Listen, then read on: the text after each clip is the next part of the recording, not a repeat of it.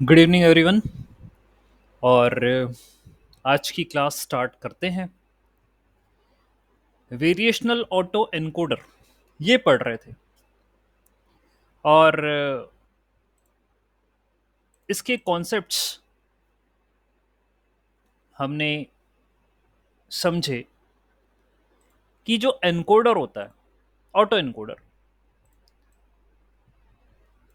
उसमें आप डेटा को कंप्रेस एंड डीकंप्रेस करते हो। ठीक, इमेज है, एज एन इनपुट दिया, आपका न्यूरल नेटवर्क है, आप न्यूरॉन को कम करते चले जा रहे हो, तो ये डायमेंशनलिटी रिडक्शन टेक्निक है। ठीक, यू आर हैविंग 784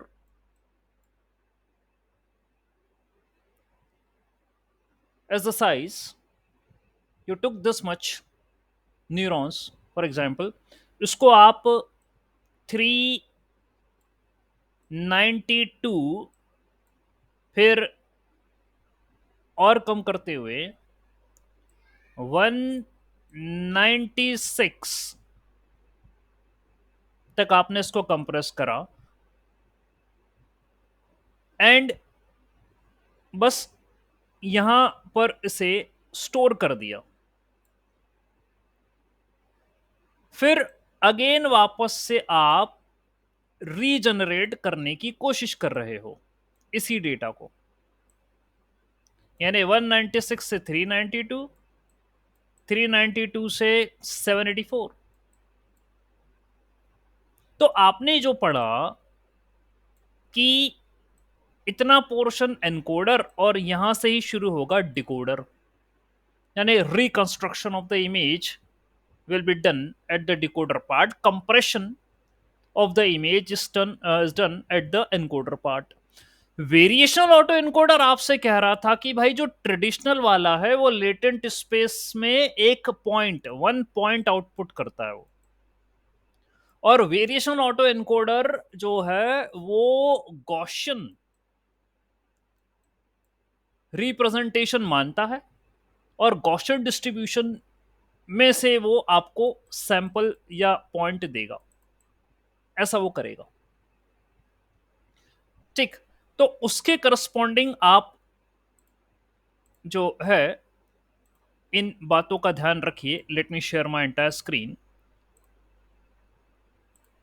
ठीक, latent space and latent representation, इनके बारे में हम बताएं, आपको पता भी है, लेट थोड़ा सा समझे।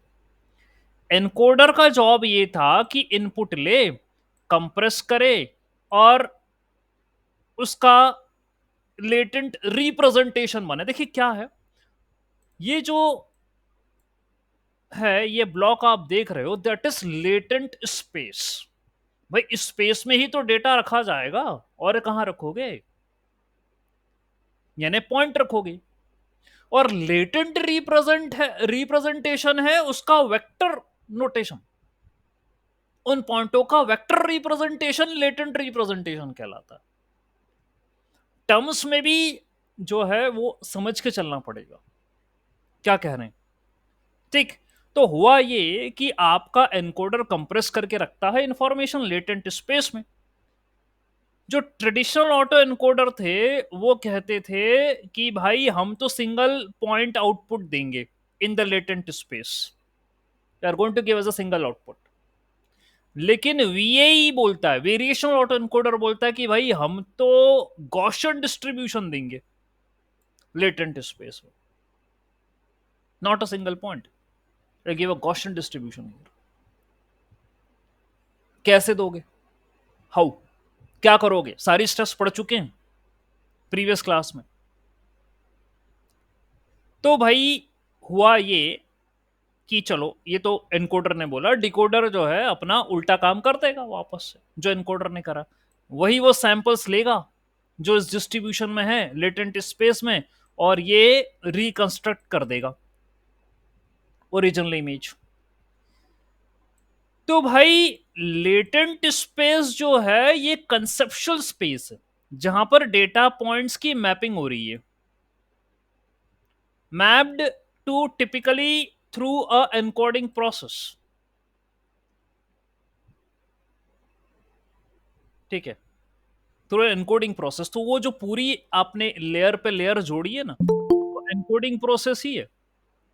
ठीक है, so that's what we can say that a mapping is going on. वो एनकोडिंग प्रोसेस ही है पूरी जो आपने करी। और लेटेंट रिप्रेजेंटेशन की बात करें तो it is a way in which data point is encoded and they are represented in a vector notation, in a vector of numbers। वेक्टराइजेशन करना उसका कि वो कहां है स्पेस में। ठीक है, तो वो लेटेंट रिप्रेजेंटेशन होगा। ओके, अब चलिए इतनी तो बात हुई। तो लेटेंट स्पेस और लेटेंट रिप्रेजेंटेशन बड़ा इंपॉर्टेंट रोल प्ले करते हैं अपने वीएई के अंदर, और आगे वाले कॉन्सेप्ट्स में भी यही काम होने वाला है।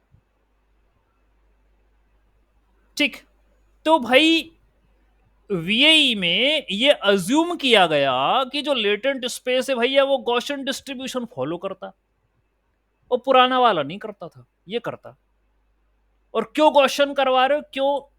कारण यह है कि आपको इच्छा है कि हम रिकंस्ट्रक्ट करवा ले इमेज, और कई वेरिएशन वाली इमेजेस और रिकंस्ट्रक्ट करवा ले, ये भी हमारी इच्छा में। तो वो तो गॉसियन डिस्ट्रीब्यूशन के माध्यम से संभव है। गॉसियन मेरा रेफरेंस डिस्ट्रीब्यूशन है डेटा साइंस में, मशीन लर्निंग में। कोई सी भी एल्गोरिथम, कोई सा भी मॉडल उठा के देख लो, जहां कंटिन्यूस डिस्ट्रीब्यूशन हुआ डेटा का, वहां क्वेश्चन जो है खड़ा हो जाएगा, बोलेगा I am here and you need to be in my form only. ठीक, तो ये हमारा अजम्पशन है।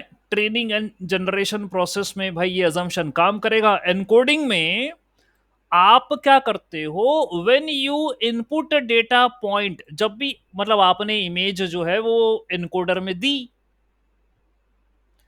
और एनकोडर में जब आपने इमेज दी, वो डेटा पॉइंट दिया, वो प्रोड्यूस करता है दो वेक्टर, एक होता है मीन और एक होता है variance. This is what it produce. किस लिए भाई? उसको गॉसियन डिस्ट्रीब्यूशन में इन डेटा पॉइंटों को लेटेंट स्पेस में रखना है। तो वो ये दो वेक्टर मीन और वेरिएंस उस पॉइंट का बनाता है। These vectors represent the parameter of Gaussian distribution from which we sample a point in the latent space। तभी तो सैंपलिंग करेंगे लेटेंट स्पेस से, और वो डिकोडर को देंगे, और फिर उससे इमेज रिकंस्ट्रक्ट करवाएंगे। ये काम है हमारा। ठीक, तो भाई ये दो वेक्टर हुए, फिर सैंपलिंग होती है। To sample a point from the Gaussian distribution we require reparameterization trick. तो आपको प्रीवियस क्लास में स्टोरी टेलिंग के माध्यम से ये दो ट्रिक थी, एक डिस्ट्रीब्यूशन वाली और एक रीपैरामीटराइजेशन वाली। डिस्ट्रीब्यूशन में मैंने आपसे बोला था कि आपको बाहर से एक वेरिएबल लेकर आना पड़ेगा और वो आपको अपने डेटा में मिक्सअप करना पड़ेगा। कारण ये है कि आपको रैंडम सैंपलिंग करनी है, और रैंडम सैंपलिंग करने में आप जब बैक ट्रैकिंग करते हो या आप जो है एडजस्ट करोगे पैरामीटर्स को, तो ये फीजिबल नहीं है। That is not possible. क्योंकि आपको जो मैंने एग्जाम्पल बताया था स्टोरी टेलिंग में कि देर वॉज अ पर्सन और वो सारे इंग्रेडिएंट्स लेकर परफेक्ट टी बनाने की कोशिश कर रही, तो कहीं कुछ भी डाल नहीं सकते रैंडमली, ऐसे कहीं कुछ नहीं हो सकता। वी रिक्वायर सम रेफरेंस, तो जाके परफेक्ट बन पाएगा, नहीं तो नहीं बन पाएगा। प्रीवियस रिकॉर्डिंग में पूरी कहानी है ये बात।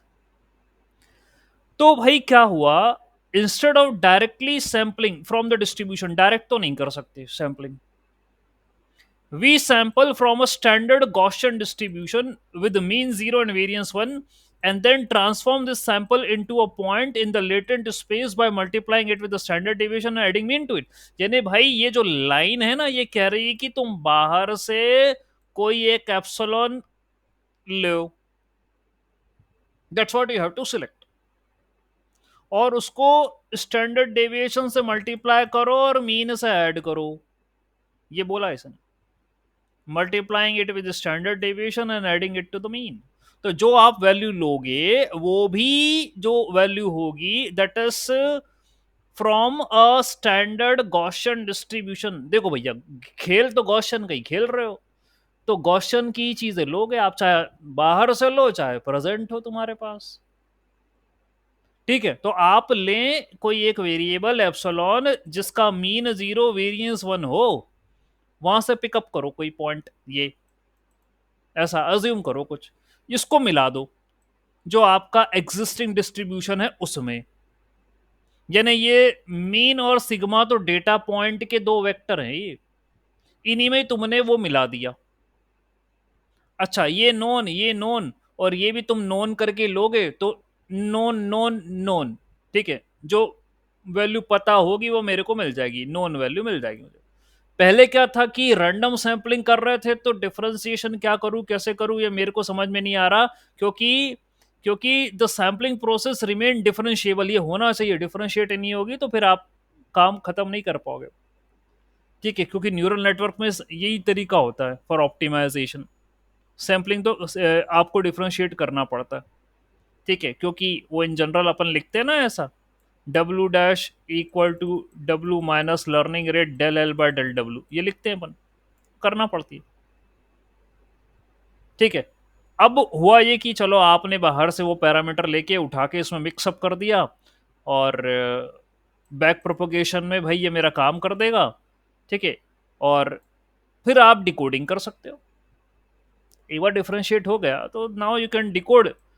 यानी क्या, सैंपल में से कोई पॉइंट पिकअप कर लोगे फ्रॉम द लेटेंट स्पेस, और उसको डिकोडर में उठा के पटक दोगे और उससे बोलेगे चल बेटा रिकंस्ट्रक्ट कर तो decoder takes the sampled point and generate a probabilistic reconstruction, वो करेगा। अब ये जो रिजल्ट जनरेट करेगा, तो भाई इतनी जो कहानी थी ना ये तगड़ी थी, सैंपलिंग वाली और डिकोडर वाली। ये मुझे 2 या 3 क्लास लग गई जनरेटिव एआई को अपन हल्के में ना लें, कि डेटा जनरेट कैसे हो रहा है। बातें तो हम बहुत सुनते हैं, और एप्लीकेशन, देखिए, we are going to be gen AI engineer, तो भाई क्या है कि use of application is not the goal, what is happening beside the application is the goal. Understanding maths उसके पीछे क्या हो रहा है वो समझना जरूरी है। तो भाई डिकोडर ने आउटपुट दिया, हमने जो आउटपुट उसने दिया, हम लॉस कैलकुलेशन करेंगे। यानी कि भाई ड्यूरिंग ट्रेनिंग हम चाहते हैं कि भाई वीएई मिनिमाइज करे लॉस को, यानी वो अच्छी इमेज जनरेट करे, जैसी थी इनपुट में वैसे की वैसे ही बना के दे दे मेरे को, तो लॉस फंक्शन कम होना चाहिए, ऑप्टिमाइजेशन करना है। तो दो प्रकार के लॉस होते हैं, एक तो रिकंस्ट्रक्शन लॉस और एक डाइवर्जेंस वाला लॉस। रिकंस्ट्रक्शन तो भाई जैसा कि होता है measure of difference between the input data and the reconstructed data, दोनों में क्या अंतर है। और एक होता है डाइवर्जेंस, यानी this ensures that the learned latent space distribution remains close to the assumed. ठीक है, जो लेटेंट स्पेस डिस्ट्रीब्यूशन हमने लिया है वो गॉसियन की तरह ही रहे, they want the distribution of data to remain Gaussian. ठीक है, तो यदि डाइवर्ज हो रहा होगा तो पता चल जाएगा डाइवर्जेंस से। Okay, so the learned latent space distribution, जो लेटेंट स्पेस का डिस्ट्रीब्यूशन है भाई, वो गॉसियन डिस्ट्रीब्यूशन की तरह ही रहे, डिस्ट्रीब्यूशन में वेरिएशन आ जाएगा, तो जो इमेज कंस्ट्रक्ट हो रही है उनमें भी बदलाव आएंगे, हम गॉसियन चाहते हैं उसे। ठीक है, ताकि मुझे मीनिंगफुल और स्मूथ रिप्रेजेंटेशन मिले, तो गॉसियन ही है ऐसा मीनिंग। अब आप बोलोगे सर गॉसियन में से क्या खूबी वो मीनिंगफुल और स्मूथ देता है? अरे भाई गॉसियन जो है वो सिमेट्रिकल है, मीन मीडियन मोड बराबर होते हैं उसके अंदर। जानते हो आप गॉसियन की प्रॉपर्टी या नॉर्मल डिस्ट्रीब्यूशन की प्रॉपर्टी, और फॉर्मूला भी पता है आपको क्या होता है उसका, प्रीवियस क्लास में सब पता है। तो जब हमें इसकी इतनी जानकारी है और जितने भी रेफरेंस हमारे गए हैं, प्रीवियस हमने मैथ्स ही पढ़ी, सब क्वेश्चन क्वेश्चन चिल्लाते थे, मैं कहा ना क्वेश्चन को तो खेलिए, इसलिए वो बात है। ठीक, तो इतना ये काम होगा। ओके, तो आप by assuming Gaussian distribution in the latent space and using reparameterization technique to a sample from it, VAE can generate data points जो कि कंटिन्यूस हो सकते हैं, स्मूथ होंगे, और ये इमेज टेक्स्ट कुछ भी जनरेट करने में काम आएगा। तो जो आपके LLMs वगैरह आए हैं, ये धीरे धीरे करके इसी रास्ते से गुजरे हैं। वो चाहे सिर्फ LLM की बात ना करें, हम कोई भी जनरेशन की बात करें। खैर, अब ये बड़ी बड़ी कंपनियों के पास रिसोर्सेज बहुत है, एल्गोरिदम इन्होंने ऐसी ही कुछ लगाई है, ठीक है, तो उस पर ट्रेन कर कुरा के इन्होंने अपने मॉडल बना दिए, काम हो गया।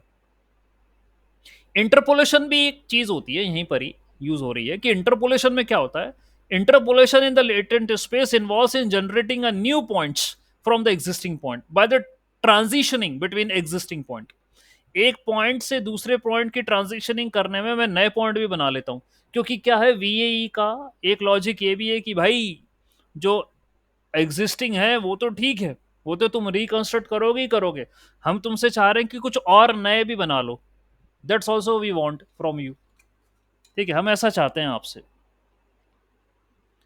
ठीक, तो इसलिए नए पॉइंट होने को मांगता है, नए पॉइंट होंगे तो क्या है कि उनसे भी आपकी इमेजेस बन जाएगी, दैट इज पॉसिबल।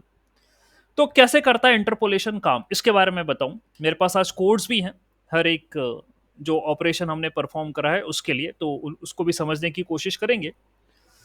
ठीक है, तो हुआ क्या, सिलेक्टिंग डेटा पॉइंट्स, मतलब ये प्रोसेस क्या है इंटरपोलेशन की, देखते हैं। डेटा पॉइंट्स को सिलेक्ट करो, कोई भी दो, corresponding to the real output input, ठीक है, कोई भी दो ले लो डेटा सेट में से।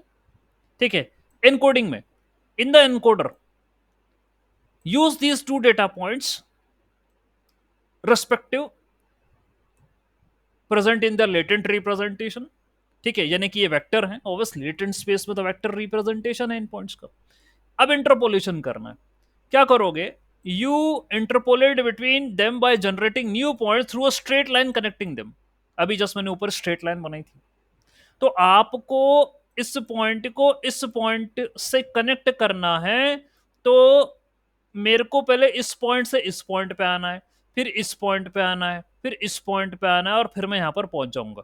तो जो बीच में इंटरमीडिएट पॉइंट जनरेट हुए हैं, ये भाई नए पॉइंट है। इंटरपोलेशन में यही होता है, न्यू पॉइंट्स कैलकुलेट होते हैं, फाइनल में एंड से जो मेरा स्टार्टिंग पॉइंट और एंडिंग पॉइंट है ना, उनको मैं वो कर देता हूँ, कनेक्ट कर देता हूँ, लाइन बन जाती है, लाइन कंप्लीट हो जाती है। ठीक है, फिर फॉर ईच इंटरमीडिएट पॉइंट, देखा, अब देखो इसने बड़ा होशियार है, ये जो इंटरमीडिएट पॉइंट मिले ना, इसी से ही ये डेकोडर नेटवर्क की मदद से क्या कर देगा, नए रिप्रेजेंटेशन बना देगा। ठीक है, तो the decoder network of the VAE decode it in the data space, उसकी डिकोडिंग कर लेगा डेटा स्पेस में, and results is the sequence of generated points that can be smoothly use for the representation, और भी कर सकते हो आप। और ये उसकी जो है पीछे मैथ्स लगी, ये मैथ्स है कि आपने Z1 Z2 ले लिया, ठीक है, एंड मुझे इंटरमीडिएट पॉइंट चाहिए, लेट अस सपोज कि एक पैरामीटर t है जिसके अकॉर्डिंग 0 to 1 का वेरिएशन हो रहा है, that means it varies from 0 to 1। Okay, तो इंटरपोलेशन कर रहे हो इस तरीके से, ये इंटरपोलेशन की इक्वेशन है। इंटरपोलेशन है, पैरामीटर लेना पड़ता है, ठीक है, मतलब मुझे मूव करना है ना। ठीक है, सो 1 - t × Z1 + t × Z2, Z1 Z2 दो पॉइंट्स थे, इनिशियल पॉइंट्स थे, स्टार्टिंग एंडिंग पॉइंट थे, और आप इंटरपोलेट करोगे। ठीक है, और इनको उठा के फिर डिकोडर में पटक देना। ठीक है, तो ये क्या करेगा, with interpolation it will perform the smooth, it ensure the smooth transition between the two points, along us to explore the new continuous variations, और फिर उनकी मदद से आप कुछ नया डेटा बना सकते हो। तो ये इंटरपोलेशन की इक्वेशन है। इंटरपोलेशन की तो कई टेक्निक्स होती है, हमने M3 में पढ़ी है, मैथ्स में, इंजीनियरिंग में। ओके, वो कर सकते हैं, ये आपको पता होना चाहिए था ये बात, कि वीएई यहाँ पर भी हेल्पफुल है। खैर, कोई बात नहीं। Okay, yes, any doubt please, yes Sohail, ask the question. Sir मतलब इसमें हम यही कर रहे हैं कि हमने जैसे अपने डेटा पॉइंट्स हमने बढ़ा दिए। हम्म। एंड क्योंकि डीप लर्निंग में भी यही होता है कि जितना ज़्यादा डेटा पॉइंट्स हमारे होंगे और जितना ज़्यादा डेटा होगा हमारी एक्यूरेसी और मेट्रिक्स उतने अच्छे होंगे। अच्छे होंगे, तो यस। वो उस हिसाब से हमारी हेल्प कर रहा है, इज इट राइट? हाँ, यस। उस हिसाब से हमारी हेल्प कर रहा है। और देखिए, जो पॉइंट्स आ रहे हैं कहीं कुछ ऐसे नहीं है कि अव्यवस्थित पॉइंट्स आ रहे होंगे। भाई, मैं कोई भी दो पॉइंट अज्यूम कर रहा हूँ अपने डिस्ट्रीब्यूशन में और उनको स्ट्रेट लाइन से कनेक्ट कर रहा हूँ। ठीक है, तो वो जो दूसरे भी पॉइंट्स आ रहे हैं वो भी इसी डिस्ट्रीब्यूशन के अंदर बिलोंग कर रहे हैं, अलग नहीं है वो। ठीक है। अब ये मार्क हो गए ये वाले पॉइंट्स और एडिशनल। ठीक। तो मेरे को फायदा मिल गया, इंटरमीडिएट पॉइंट मिल गए मुझे।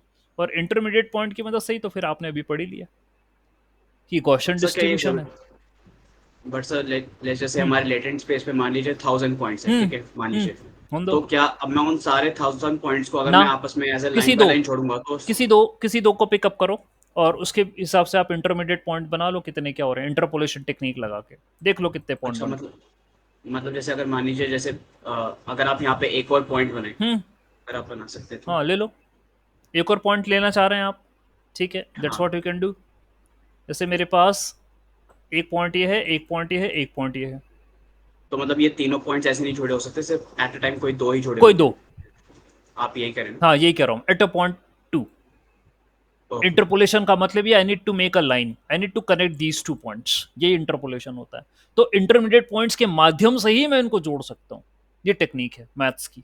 और और इसका मतलब कोई तरीका है, मतलब ऐसे कुछ पता लगाने का कि कौन से दो पॉइंट्स को मैं जोड़ूं तो उससे मुझे बेस्ट डिस्ट्रीब्यूशन और मिले? रैंडमली सिलेक्ट कर रहा है वो तो, अब है ही ओके। आपका डिस्ट्रीब्यूशन ही रैंडम है, तो रैंडमली कोई दो पिकअप कर लेगा, उनको जोड़ लेगा और फिर ओके। इंटरमीडिएट ठीक। निकाल लेगा। इस ओके तरीके से काम सर। करेगा। ओके। तो ये इंटरपोलेशन वाली टेक्निक रही।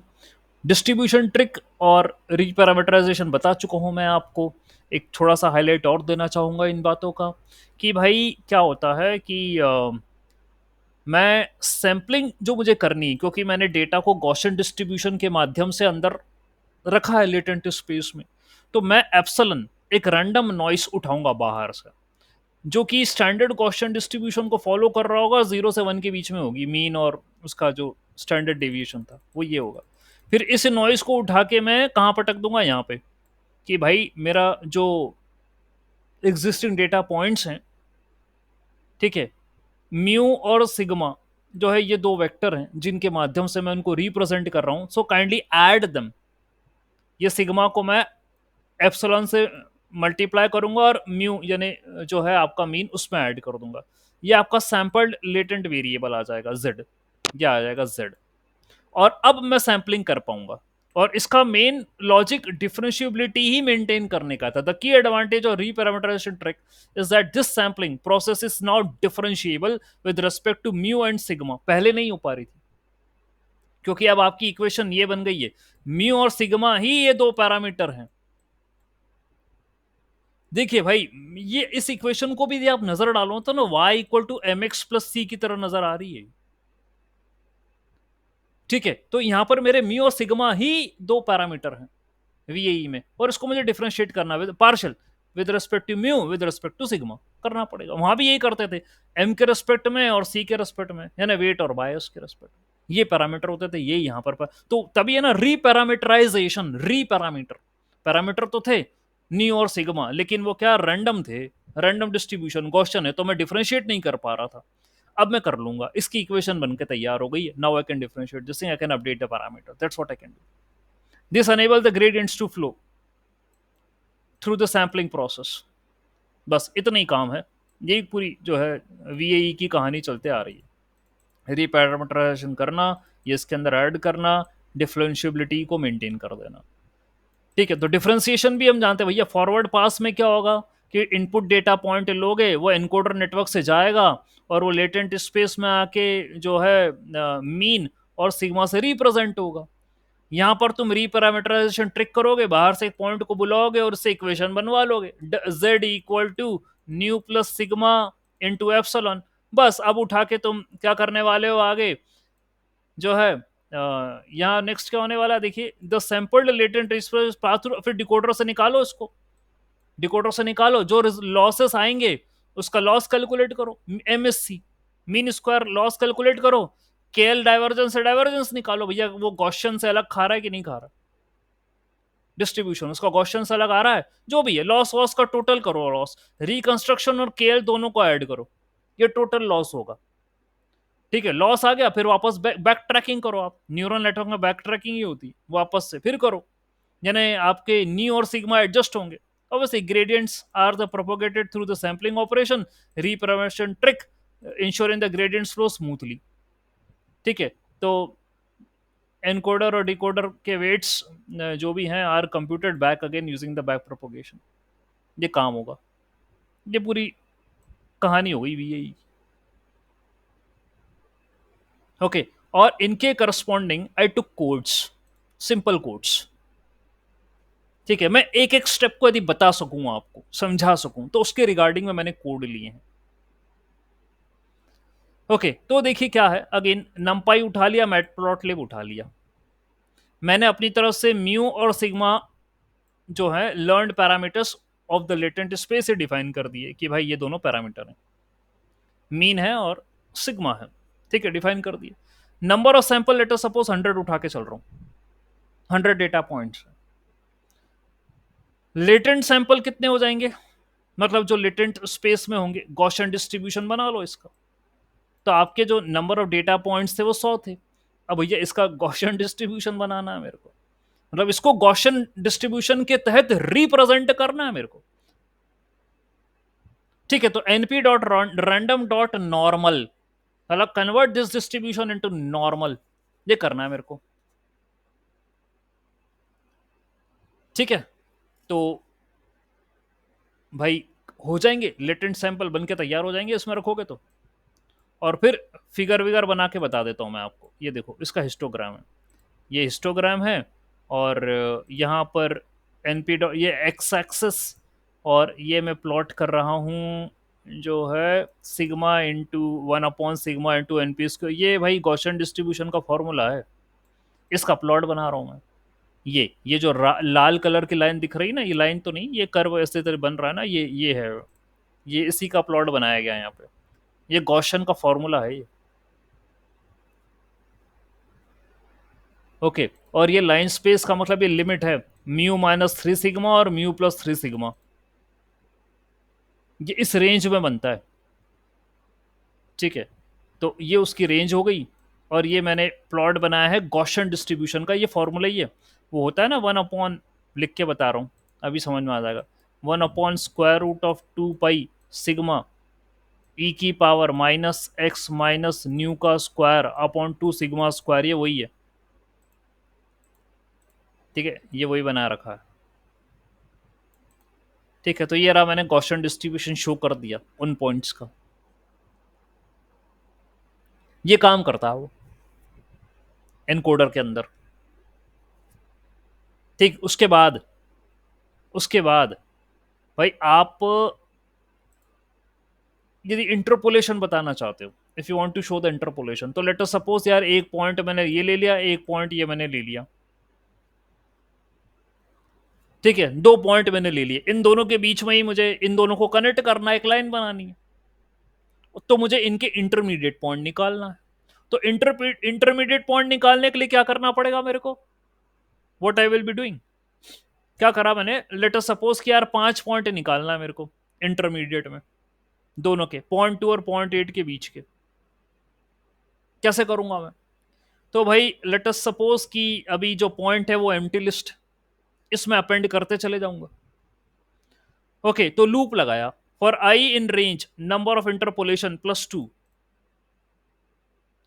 ठीक है, ताकि आप Z1 और Z2 को भी इंक्लूड करो इंटरपोलेशन में, उनको भी इंक्लूड कर लो, बीच वाले पॉइंटों को भी कर लेना, कोई दिक्कत नहीं है। एक पैरामीटर लिया मैंने lambda I, that is equal to I upon number of interpolation +1, और ये मैंने इंटरपोलेटेड पॉइंट्स का 1 minus lambda I into Z1 plus lambda I into Z2, ये करा।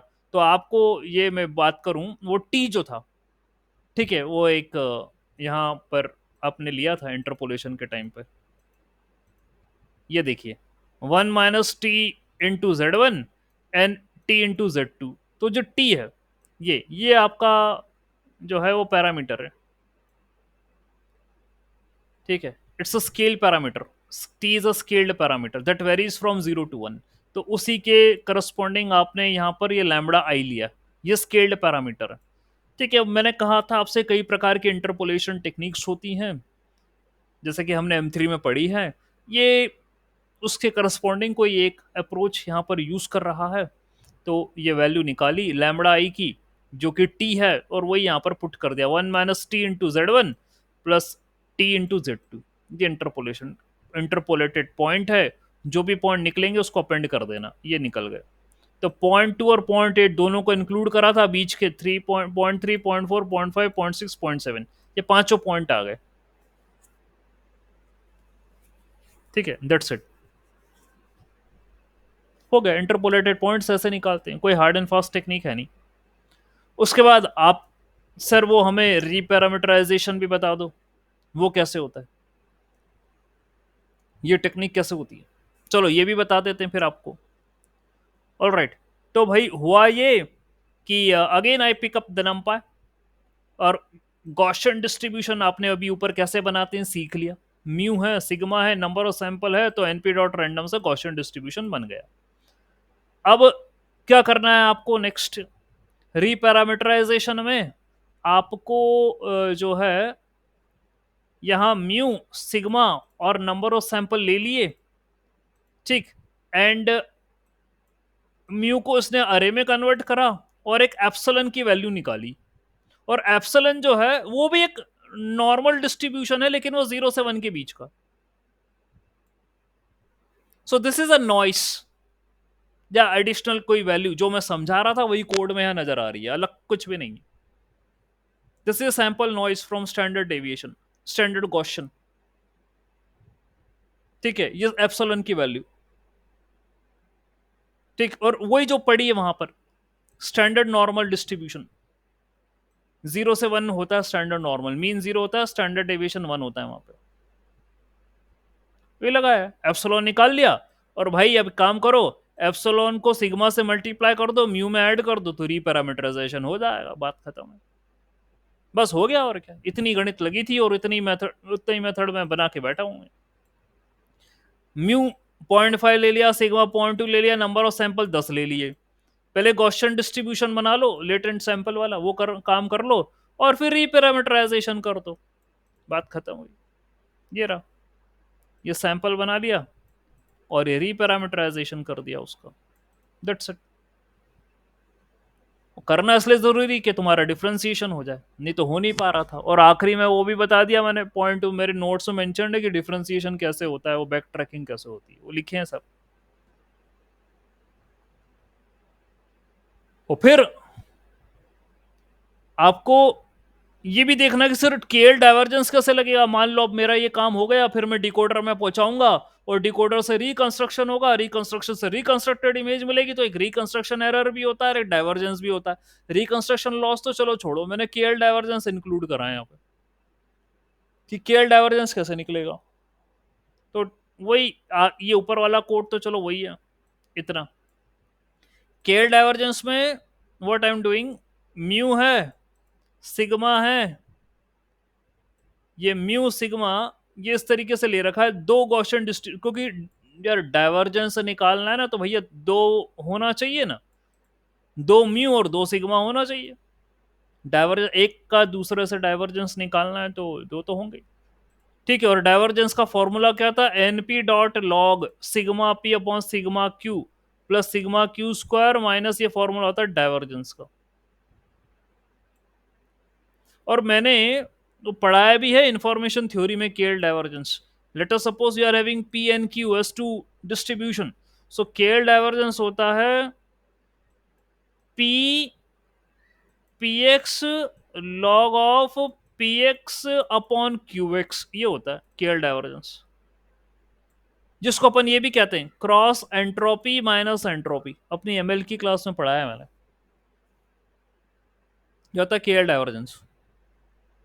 ठीक है, और इसी तरीके से उसने यहां पर यूज करा कोड में, वो लिख रहा है sigma P upon sigma Q. अब वो मीन और वेरिएंस के फॉर्मेट में ऐसा होता है, तो टेंशन नहीं लेना। ठीक है, तो आप लगाओगे, ये सब वैल्यू दोगे, और गॉसियन डिस्ट्रीब्यूशन में निकल गया, रीपैरामीटराइजेशन में निकल गया, और केएल डाइवर्जेंस में निकल गया। ये आ रहा केएल डाइवर्जेंस की वैल्यू। कम है डाइवर्जेंस, अच्छी बात है, कम ही होना चाहिए था। ठीक, तो भाई यहां पर भी अगले कोड में भी यही काम करा, केएल डाइवर्जेंस निकाला। ठीक है, और इसकी फिर प्लॉटिंग भी कर दी मैंने केएल डाइवर्जेंस की। तो ये ऊपर वाला कोड वही है। Range of values for mu and sigma ले ली, अपनी तरफ से ले ली कि भाई कितना मीन और कितना सिग्मा होना चाहिए, रेंज ऑफ वैल्यूज ले ली। ठीक है, और केएल डाइवर्जेंस की इनिशियल वैल्यूज अभी जो है जीरोस, जीरोस है, एनपी जीरोस है, और बाद में लूप लगाया आपने। ठीक है, और अपडेटेड वैल्यूज इसके अंदर पुटअप करिए केएल डाइवर्जेंस के अंदर, जो ये कैलकुलेट करेगा, यहां से कैलकुलेट होगी केएल डाइवर्जेंस की वैल्यू, इसने इसको कॉल कर लिया, तो from here it will be calculated. तो आप जो है इनमें अपडेट कर दोगे, म्यू पी सिग्मा पी, तो उनमें अपडेट कर दोगे, फिर यहाँ पे प्लॉटिंग करिए।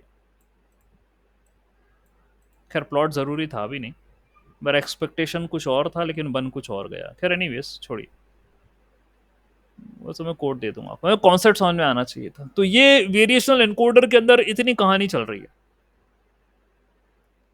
लेकिन अभी फिर वही कहूंगा कि कॉन्सेप्ट तो समझ में आ गया, सारी बातें हो गई हैं, अब सर कुछ और कोड लेकर चलो आप, we want to see something else. तो ये रहा समथिंग एल्स। ओके, कुछ और हम कोड लेकर यहां पर चलेंगे। ठीक है, वेरिएशन ऑटो एनकोडर का वो मैंने स्टेप्स का कोड बताया आपको, एक सिंपल कोड्स लिए हैं वो मैंने, ताकि आप स्टेप समझ जाओ, क्योंकि लोगों को नहीं समझ में आएगा रीपैरामीटराइजेशन क्या होता है, क्यों करते हैं, और ये क्या बात है उसमें। ठीक, तो अभी आपको कोड वाइज और conceptual wise you got it to understand it. Yes Sohail, आज द क्वेश्चन। सर हमने अभी जब इंटरपोलेशन हमने किया था, हम्म तो उसमें हमने जो टी डिफाइन किया था, तो हम्म वो टी का मतलब वो एक फिक्स फॉर्मूला है या वो टी चेंज होता रहता है जीरो से मतलब वन के बीच में होना उसका? चाहिए वो। ठीक है, तो और जैसे कि आप ये कोड में देखें, उसकी वैल्यू क्या अज्यूम कर सकते हैं अपन। देखिए, उसकी वैल्यू कुछ इस प्रकार से है, वो चेंज तो होना चाहिए। ये देखो लैम्बडा आई ना सोहिल, i upon number of interpolation plus one. अभी लूप चलेगा, नंबर ऑफ इंटरपोलेशन बढ़ेंगे, तो उस हिसाब से मुझे लग रहा है लैम्बडा आई वेरी करेगा, जी, है ना। तो जैसा वो वेरी करेगा, यहाँ पर इंटरपोलेटेड पॉइंट्स बनते चले जाएंगे, और वो अपेंड कर देंगे अपन। ठीक है सर। ऑलराइट, तो ऐसा चल रहा है काम। अब ये मेरा कोर जो है वो इंपॉर्टेंट कोड है वेरिएशन ऑटो एनकोडर का, वो तो मैंने आपको स्टेप्स बताए थे। चलिए, तो भैया यहाँ पर हमने नंपाई ले लिया, टेंसर फ्लो ले लिया, केरास ले लिया, केरास के लेयर उठा लिए, सिंपल जो डीप लर्निंग की लाइब्रेरी है सब उठा ली।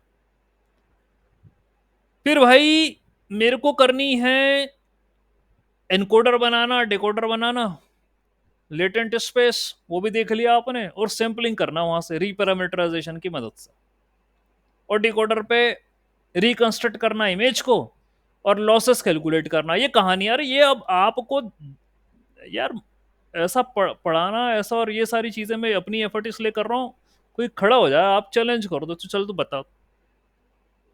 ठीक है, हमें सब फंडे पता है। दिवेश, समझ रहे हैं?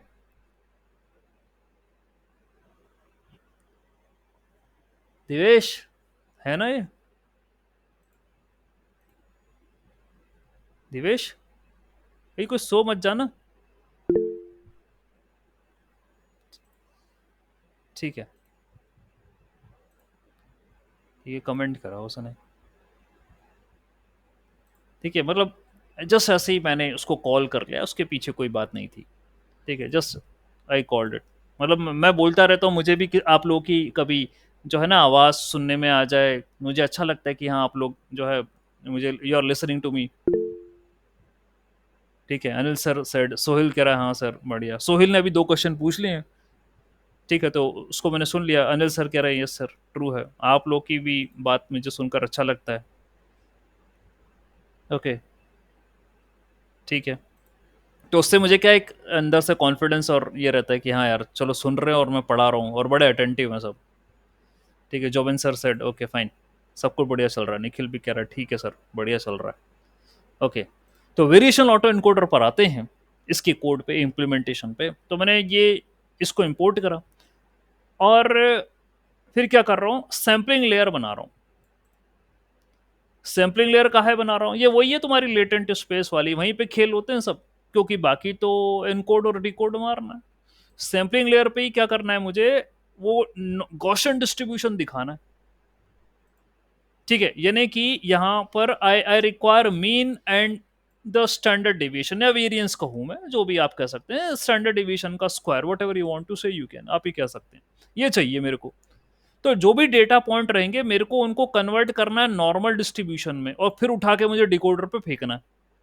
तो उसके लिए मुझे ये चाहिए मीन और ये, ठीक है ना। Every data point should be represented in this vector mean and the standard deviation, ये करना रहेगा। तो चलो सैम्पलिंग में क्या लिखा मैंने, भैया क्लास सैंपल बनाई, ये एक लेयर ले ली सैम्पलिंग वाली, और यहां पर मेरे को मीन चाहिए, वेरिएंस चाहिए, ये दोनों इनपुट होंगे।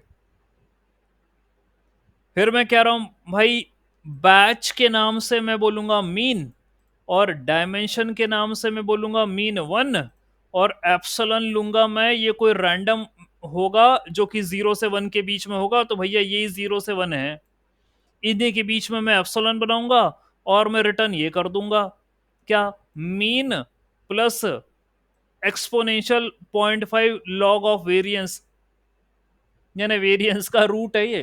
देखो कोडिंग, कोड देखो, हमेशा प्रॉब्लम के ऊपर, ऐसा कोई चीज नहीं है जो तुम समझ नहीं पाओ।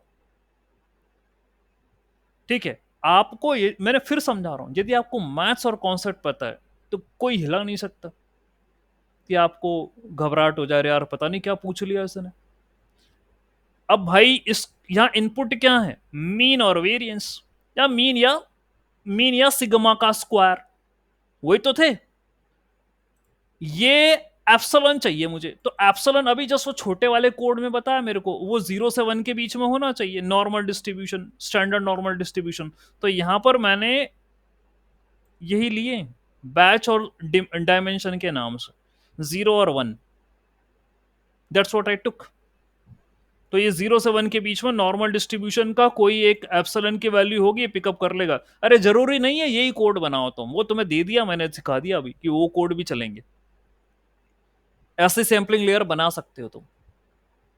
तो ये ले लिया, और बस कुछ नहीं, मीन के अंदर ये स्क्वायर रूट ऑफ वेरिएंस यानी सिग्मा, वो ऐड कर दिया, और एप्सिलॉन एप्सिलॉन से मल्टीप्लाई हो जाएगा, यही तो था, mu plus sigma into epsilon, बस ये काम कर दिया, ये रीपैरामीटराइजेशन है।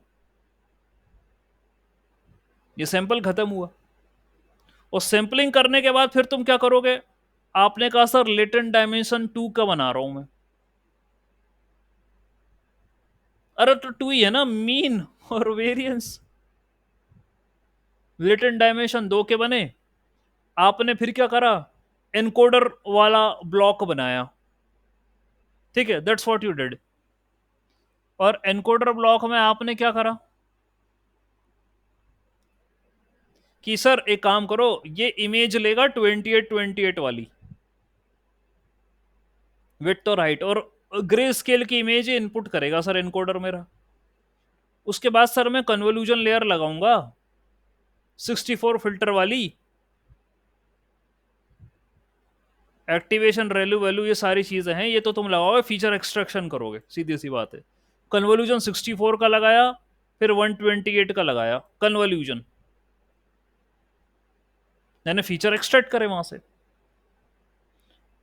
और यदि तुम पहले से ही उसको अरे फरे में कन्वर्ट करके रख लेते और फिर उठा के उसको तुम चाहते तो डेंस लेयर में डायरेक्टली दे सकते थे। अच्छा, ये भी कलाकारी फोकट में करी है ये, ठीक है।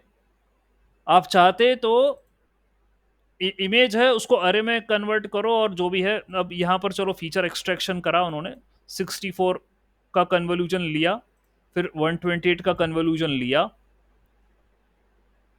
ठीक है। ये 64 फिल्टर्स हैं और ये 128 फिल्टर हैं, ये 3x3 के हैं भाई ये, ये वो फिल्टर का शेप है वो, ठीक है।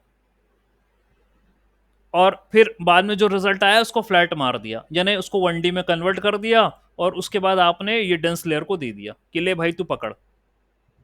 यानी आप आर्किटेक्चर कैसा बना रहे हो, कुछ भी कठिन नहीं है। एक कन्वोल्यूशन, दूसरी कन्वोल्यूशन, फिर फ्लैटन लेयर, और फिर डेंस लेयर 16 वाली, और फिर एक डेंस लेयर 2 वाली।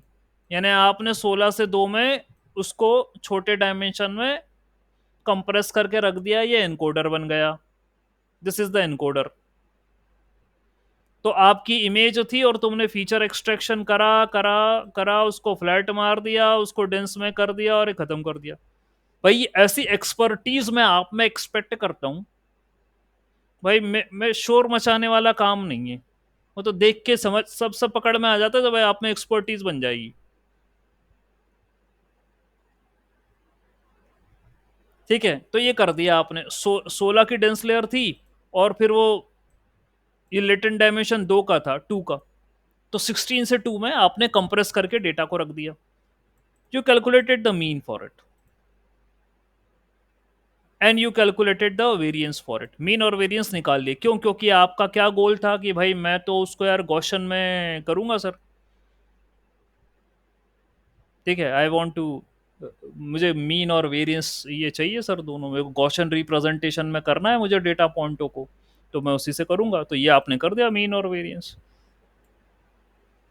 अभी तक आपने फंडे पढ़े थे कि ऐसा करते हैं, अब ऐसा कैसे करते हैं वो कोड में दिख रहा है।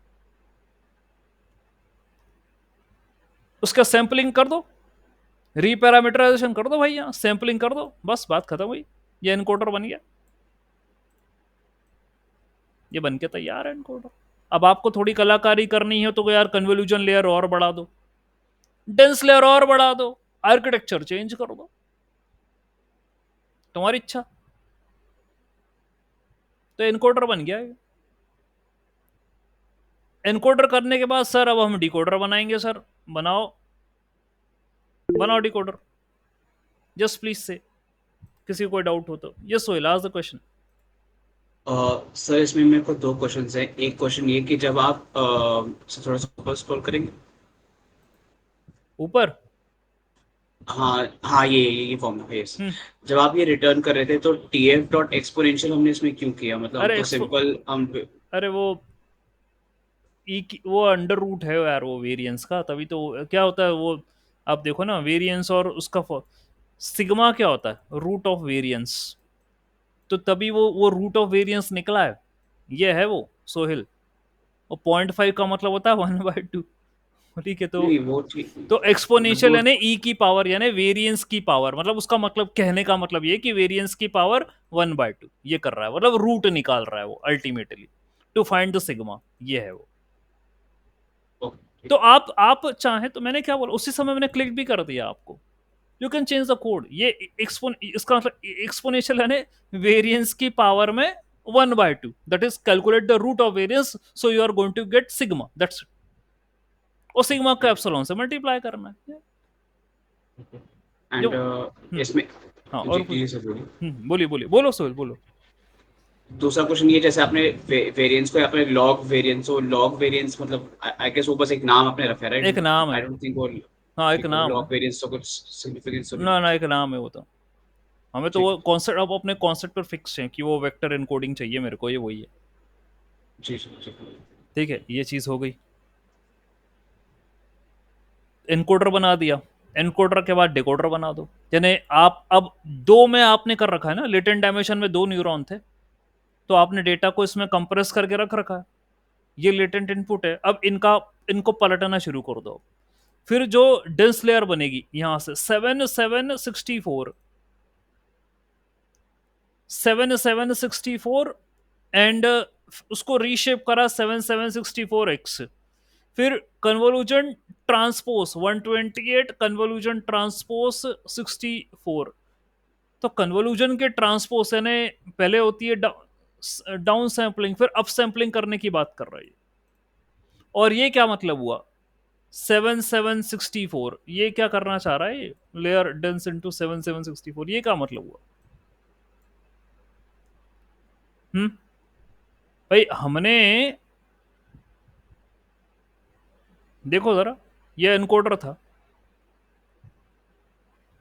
ये एनकोडर था, ये आपकी 16 की डेंस आई और यहां तक आ गई।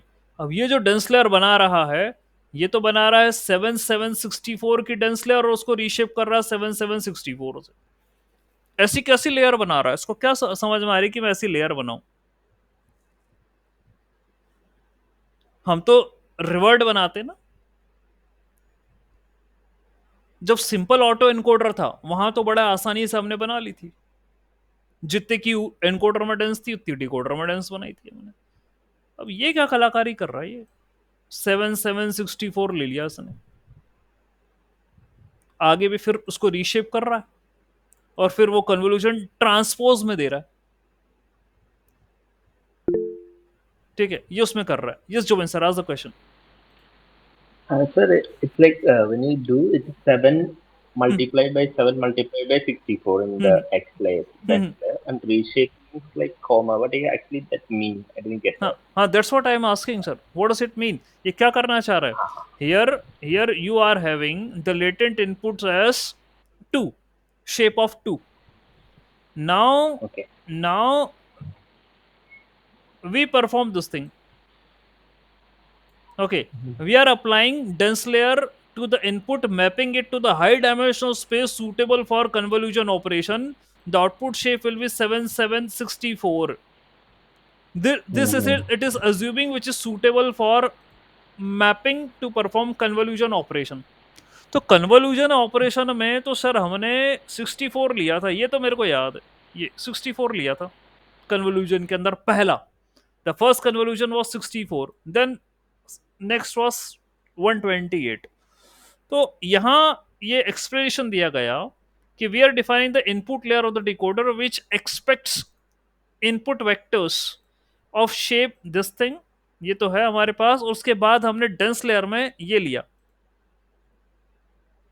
7764 लिया और फिर कहा कि we are going to apply the mapping to its higher dimensional space suitable for convolution, the output will be this thing and this is the reshape करा फिर आपने उसको, यानी you converted that into 3D tensor of this particular shape, और जो आपको result मिला वो आपने कन्वोल्यूशन के अंदर दिया without any flattening, transpose effectively unflattening it.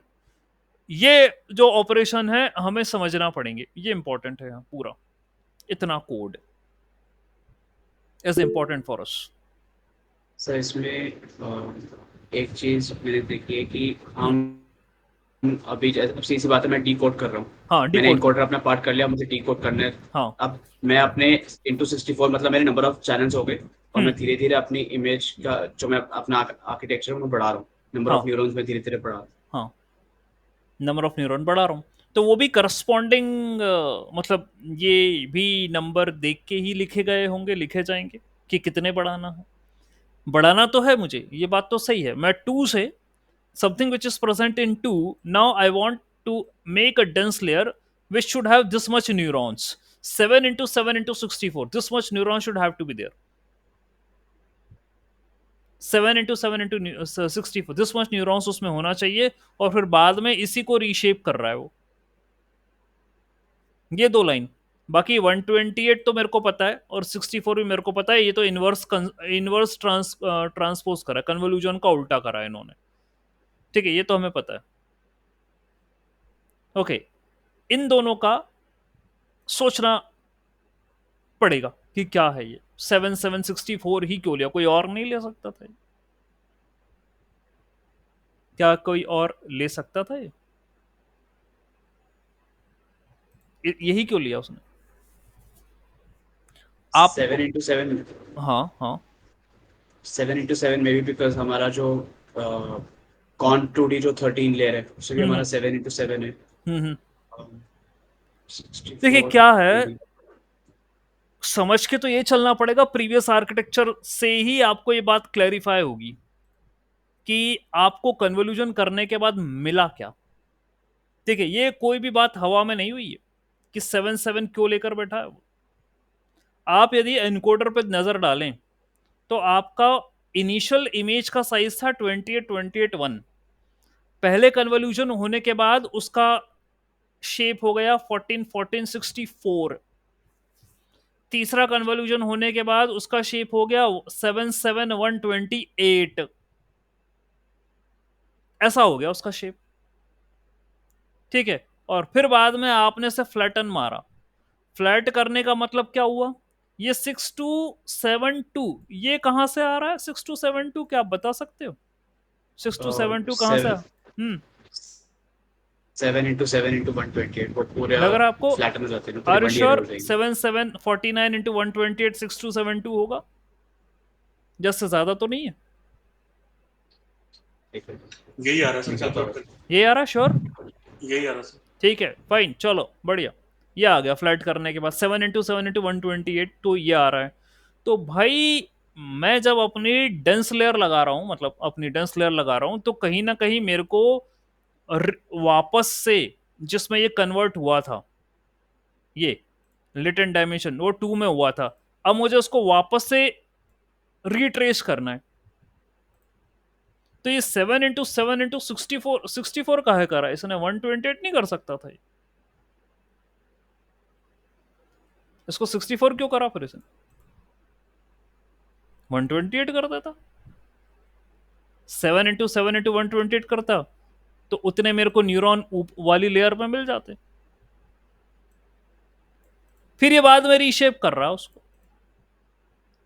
और फिर ये तो खैर होना ही था, ये इनवर्स ट्रांसपोज कन्वोल्यूशन का, क्योंकि आपने ये दोनों कन्वोल्यूशन की रखी ही है। ठीक है, 64 और 128 वाली ये तो आपने रखी ही है। Now you want them to be like what in revert mode, तो इसको ट्रांसपोज तो करना ही पड़ेगा। ठीक है, that's what you have to do. तो ये आपने कर दिया। तो कुछ बात तो अभी समझ में आई कि 7 क्यों करना चाह रहा है, लेकिन 64 ही क्यों लिया, अभी भी डाउट है मुझे, क्वेश्चनेबल बात है ये।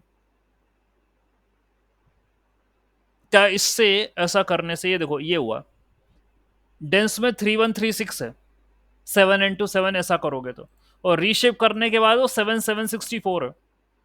ये डिकोडर पे हो रहा है काम,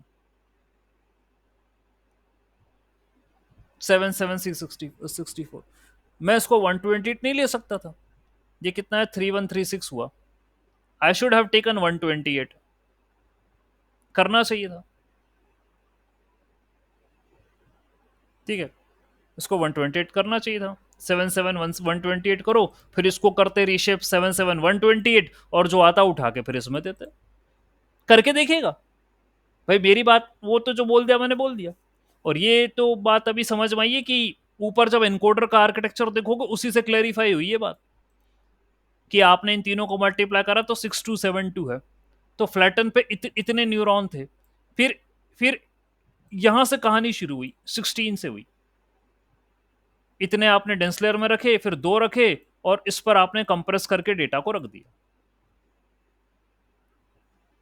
ये काम आपने करा। तो लुक आउट फॉर, अच्छा 7 क्यों आया भाई, इसकी कहानी तो अब आपको पता चलनी चाहिए कि वो इमेज का चक्कर था, वो उसकी विड्थ और हाइट इतनी हो गई थी, तो 7 लेना पड़ेगा मेरे को। 64 ही क्यों लिया, 128 क्यों नहीं लिया? मतलब आधा क्यों लेकर चल रहे हो आप? ठीक है, दैट्स द क्वेश्चन। ये वाली चीज तो ट्राई करिएगा आप। ठीक है, 64 जो मल्टीप्लायर रीशेप करा तो मेरे को ये मिल गया। फिर मैं वापस से 128 364 3 से इनवर्स ट्रांसपोज करा मैंने, और ये मेरे को फाइनल आउटपुट मिला, कन्वोल्यूशन ट्रांसपोज 13। ठीक है, जो भी है आपको यहाँ पर एक फाइनल आउटपुट मिल रहा है, ये वाला, ये ये मिल रहा है आपको 28 28 1। ये देखो यहाँ पर 28 28 1 मिल जाएगा मेरे को। That's what I am getting. ये डिकोडर तो जो इमेज बन रही होगी वो 28 28 1 की बनेगी। यहाँ पे ये 3 कन्वोल्यूशन ट्रांसपोज लगाया आपने, तो ये वाली जो इमेज बन रही है अब ये 28 28 1 वाली बन रही है, ये रही। यही तो इनपुट करी थी मैंने, और ये मिल रही मेरे को। ये डिकोडर है। डिकोडर भी समझ में आया। That's a reverse of your, yes will ask the question. Sir इसमें एक डाउट है मुझे आर्किटेक्चर में, जैसे आपने 7 764 तो चलो वो तो एक डाउट है उसको, हाँ। देखना पड़ेगा। उसके बाद हमने पहले 128 न्यूरॉन्स वाली लेयर क्यों लगाई इंस्टेड ऑफ, हमें पहले 64 लेयर वाली नहीं लगानी चाहिए थी? बिकॉज अगर मैं डीकोडर देखूं तो डीकोडर मतलब धीरे धीरे एक एक्सपैंड होता मिनट, है ना, तो ये है ना सोहेल, पहले कन्वोल्यूशन ये तो ये लगा है, डीकोडर है। तो पहले इसको करना पड़ेगा, फिर 64 वाले को करना पड़ेगा, तो तभी कन्वोल्यूशन उसने सही लगाई है, सही चल रहा है। पहले 128 लगा रहा है, फिर 64, चलना तो उल्टा ही है, बिल्कुल सही चल रहा है वो। ठीक है, तो आप, हाँ, तभी इसने 128 पहले लगाई, क्योंकि ऊपर हमारी आखिरी जो है वो 128 ही थी ये वाली, तभी उसने भी 128 पहले लगाई, फिर 64 लगाई, और फिर उसको इनपुट शेप में बदलना है, तो तीसरी कन्वोल्यूशन लगाई उसने। ये तीसरी कन्वोल्यूशन थी जिसने बदल दिया आपको 28 में। ठीक है, और फाइनली डिकोडर मॉडल बना दिया उसने, ये रहा डिकोडर मॉडल, उसकी समरी प्रिंट कर दी। तो वी गॉट द क्लू कि 77 क्यों आया, बस बात इतनी सी है कि 64 क्यों लिया उसने। आई वुड हैव टेकन 128, ऊपर में मिला था, यहां पर भी लेना चाहिए था। तो मतलब मैं उतने ही फीचर उठा रहा हूं डेंस लेयर, मतलब उतने ही न्यूरॉन रख रहा हूं डेंस लेयर पे, ऐसा काम है। ठीक है, बाकी कोई इशू नहीं, बन गया, तो इनकोडर भी बन गया, डिकोडर भी बन गया, दोनों बन गए। और यहाँ पे ट्रेनिंग करवाएंगे आपके VAE, यहाँ पे ट्रेनिंग करवाएंगे इस चीज़ की। थोड़ा सा बड़ा कोड है, और कल सुबह पढ़ाएंगे इसे। ठीक है, that's what we are going to do in the morning, कल सुबह पढ़ते हैं। ठीक है, 11 पर इतना आपको समझ में आया, फिर उसका भी जवाब आप अपने लेवल पे निकाल सके तो ठीक है, कोई बात नहीं। तो मैं तो जवाब तो है ही वो, 128 लो चाहे 64 लो, चाहे यू कैन टेक 100 ऑल्सो, लेके देखो फिर आपको क्या आगे शेप मिलता है। यदि मिसमैच होता है तो फिर उसको आपको फाइनलाइज करना पड़ेगा, यार क्या लफड़ा चल रहा है, 64 ही क्यों लिया। ये बात है। Let me reshare the screen, coding वाला। समझ में आ रहा है आप लोग को? Are you finding it interesting generative AI? ठीक है ना सर यस। सर इंटरेस्टिंग है, बट बहुत कुछ है इसमें स्टडी करने बहुत कुछ है जो शायद हमने, मैं वही कह रहा हूँ, अभी स्किप दैट पार्ट। ठीक है, वो आप डायरेक्टली जनरेटिव जेन एआई पर कोई पढ़ा दे, बता दे, अभी तो इंडिया में तो ठीक है, मैं तो नहीं मानता। ठीक है, आपकी बड़ी बड़ी कंपनियां ज़रूर कह दें कि हम कोई ऐसा, तो वो कोई अंदर की बातें कोई नहीं बता रहा कि ये आर्किटेक्चर बनाना बता दे और उसकी हर एक फिलोसफी समझा दी, ये वो भी पॉसिबल नहीं हो रहा है। ठीक है, तो थोड़ा सा टाइम लगेगा। आप एक बार आप कंस्ट्रक्शन डेटा का रिकंस्ट्रक्शन समझ जाओगे तो फिर अपन LLMs पर उनकी बातें करेंगे, क्योंकि वो भी ये लॉजिक लगा रहे हैं, ये मैथ्स लगा रहे हैं इंटरनली यूजिंग एन एप्लीकेशन। आपका ऑलरेडी बना के रखा कंपनियों ने मॉडल, उसको यूज कर लो आप, तो ये तो कोई लॉजिक नहीं वाली बात नहीं हुई। आपको इंजीनियर बनना तो you have to go inside what's happening. ठीक है, ये जो है कंसर्न है very interesting, but put more efforts to, but need to put more efforts to nail this. Yes sir, वो थोड़ा सा लगेगा, कोई बात नहीं, मैं हूँ आप लोगों के साथ, और मैं